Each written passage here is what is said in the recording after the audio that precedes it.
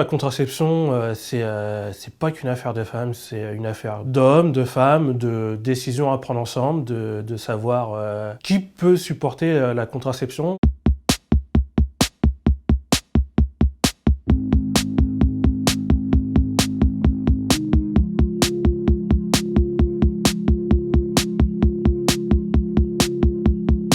Dans notre couple, on ne souhaitait plus d'enfants, donc j'ai décidé de prendre en main la charge de la contraception, on va dire. Et ma femme, quand je lui en ai parlé, elle était très surprise. Elle me dit, mais si on se sépare, est-ce que tu souhaiterais d'autres enfants?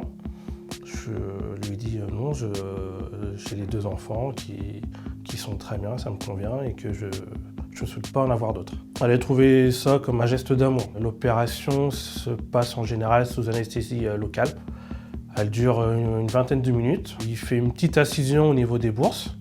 Il va chercher les canaux déférents, il coupe, il cautérise. Il fait ceci pour chaque canal, puis il referme derrière. Ça ne laisse pas de cicatrice. Les gens sont assez surpris, ils sont étonnés, mais ils sont plutôt ravis en fait. Surtout les femmes, parce que pour elles, ça peut leur permettre d'en parler à leur conjoint. Parce que certaines ont des difficultés avec la contraception ou pour pouvoir se faire stériliser. C'est pour ça que j'hésite pas à en parler et à faire tomber les tabous comme quoi on ne pourrait plus avoir d'érection après ou ce genre de choses, ou on serait moins homme, ce qui n'est pas vrai. J'ai l'impression que les mentalités évoluent et que en parlant actuellement aujourd'hui, j'essaie de changer l'image qui est en train d'évoluer et que justement on puisse rattraper les pays anglo-saxons où entre 20 et 25% des hommes font la vasectomie. Ma femme a arrêté la pilule, donc ça va faire 2 mois. Elle se sent libérée de ne plus avoir à courir pour le gynécologue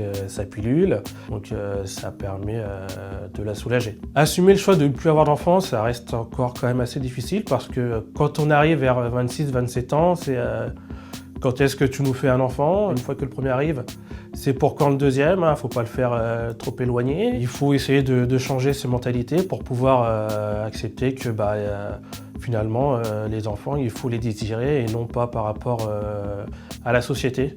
Et je pense que les enfants grandiront dans un meilleur environnement si on les désire vraiment.